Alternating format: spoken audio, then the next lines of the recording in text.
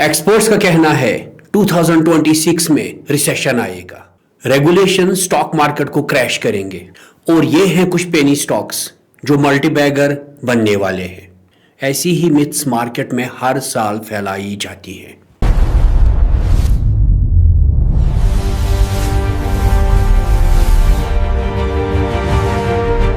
इनके चलते जो एग्जिस्टिंग इन्वेस्टर्स हैं वो अपना पीस ऑफ माइंड खो देते हैं और जो नए लोग इन्वेस्ट करने वाले थे उनके लिए एक एज ए रेड अलर्ट आ जाता है और वो बेचारे इन्वेस्ट ही नहीं कर पाते। इस वीडियो में हम ऐसी ही कुछ मिथ्स को बस्ट करने वाले हैं। हाय, आई एम एहसान और आप देख रहे हैं फिन ज्ञान विद एहसान।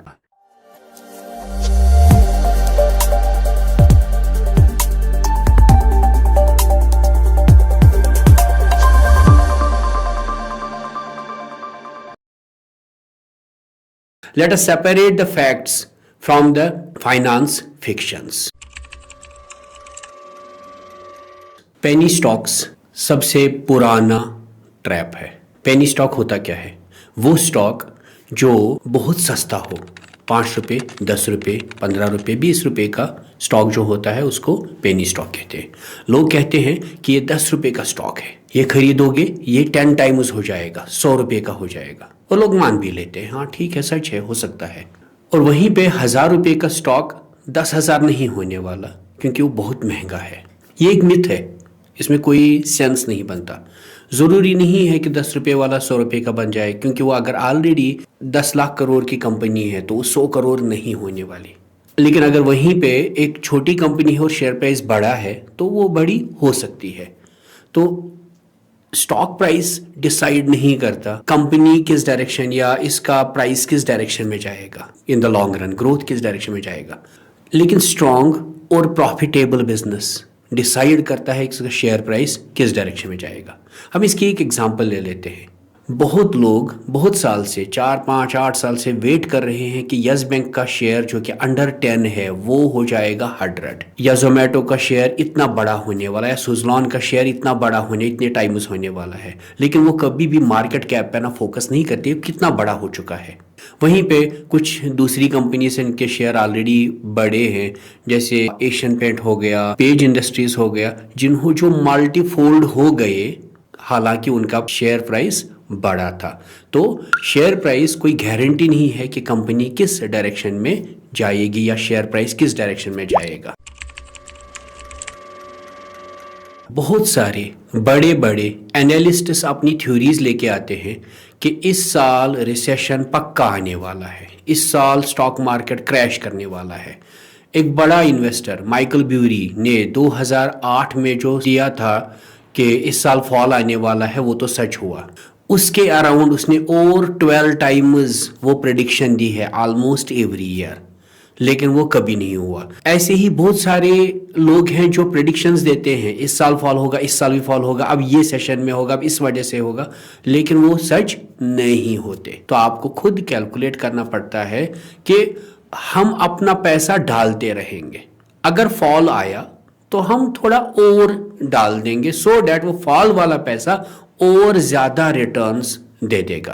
तो ये प्रिडिक्शंस या ये जो चीजें हैं ये मार्केट में फियर क्रिएट करते हैं, लेकिन डेटा ये कहता है कि इन सब के चलते कभी भी स्टॉक मार्केट टोटली क्रैश नहीं हुआ।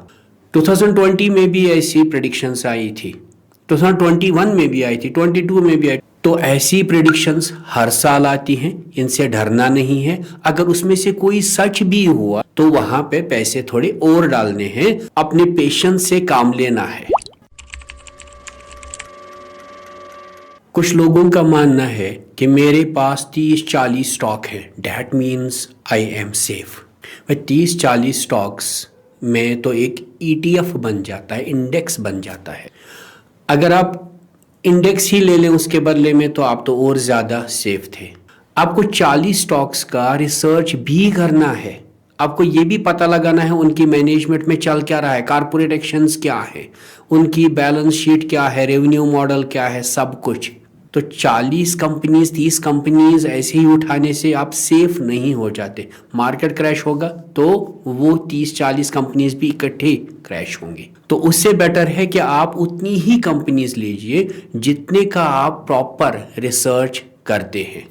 मैं कहूँगा बहुत ज़्यादा डाइवर्सिफिकेशन गलती है। अब डाइवर्सिफाई करिए अपने आइडियाज़ को, अपनी मिस्टेक्स को नहीं, क्योंकि ज़्यादा कंपनीज में मिस्टेक्स के चांसेस ज़्यादा रहेंगे।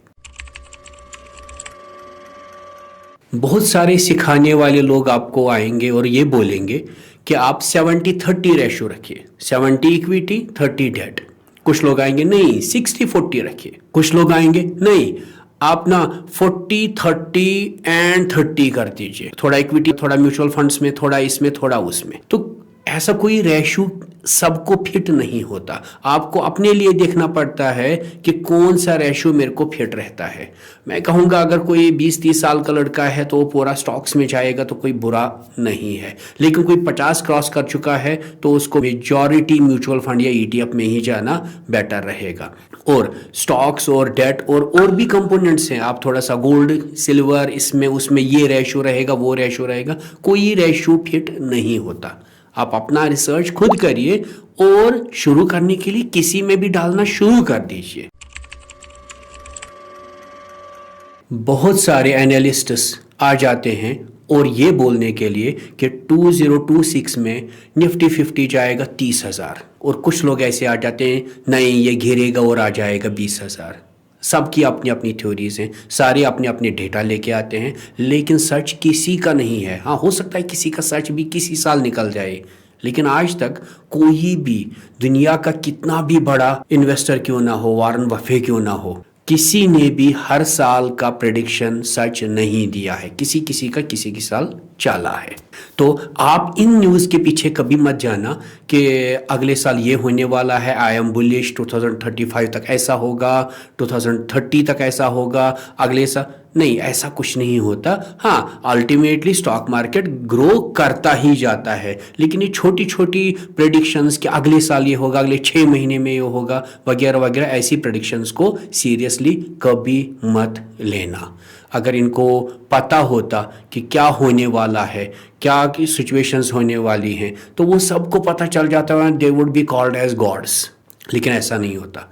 लेकिन हमें क्या करना है, we have to be like ठीक है, हम इस चीज़ पे बिलीव करते हैं कि स्टॉक मार्केट अल्टीमेटली ग्रो करेगा, और अगर अगले साल फॉल आया या कुछ भी आया या ऊपर गया, हम उसके लिए मेंटली रेडी रह सकते हैं। दोनों डायरेक्शन के लिए रेडी रहना है, किसी एक डायरेक्शन को सीरियसली नहीं लेना है।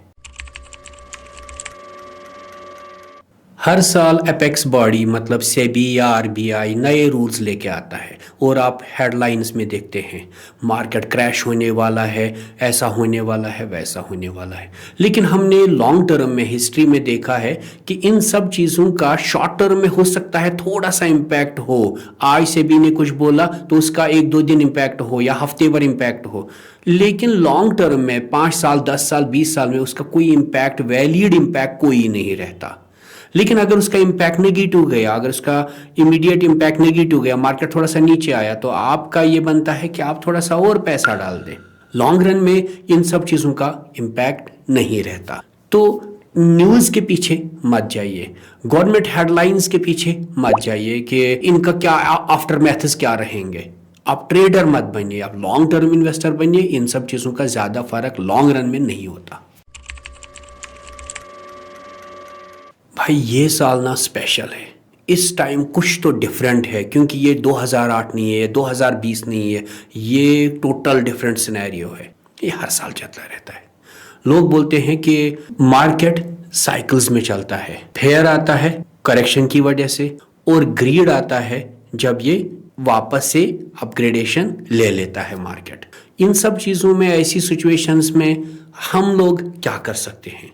हम लोग एक ही चीज़ कर सकते हैं, being patient, looking at the market and putting in the money wherever necessary, maintaining our patience and consistently pouring the money into the market whenever we have kept our SIPs। हमने महीने का इतना जी डालना है, कोई भी सिचुएशन रहे डालना है। मार्केट अप गया तो भी डालना है, मार्केट डाउन गया तो भी डालना है। अगर आप ऐसे पैसे डालेंगे कि आप कंसिस्टेंट हो गए तो आपका अल्टीमेटली ग्रोथ होने वाला है इन टर्म्स ऑफ वेल्थ और इन टर्म्स ऑफ हेल्थ, दोनों कंडीशंस में।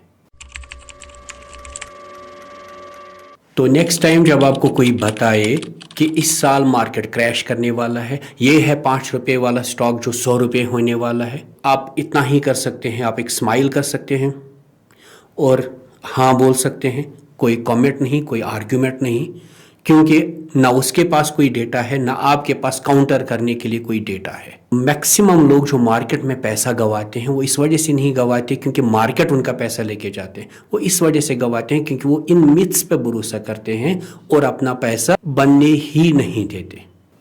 अगर आपको ये कंटेंट यूज़फुल लगा तो लाइक करिएगा इस वीडियो को, सब्सक्राइब करिएगा इस चैनल को जिसका नाम है फिन ज्ञान विद एहसान, और कमेंट में लिखिएगा कि आप इनमें से कौन कौन सी मिथ को हर रोज़ या हर साल देखते हैं। Thank you.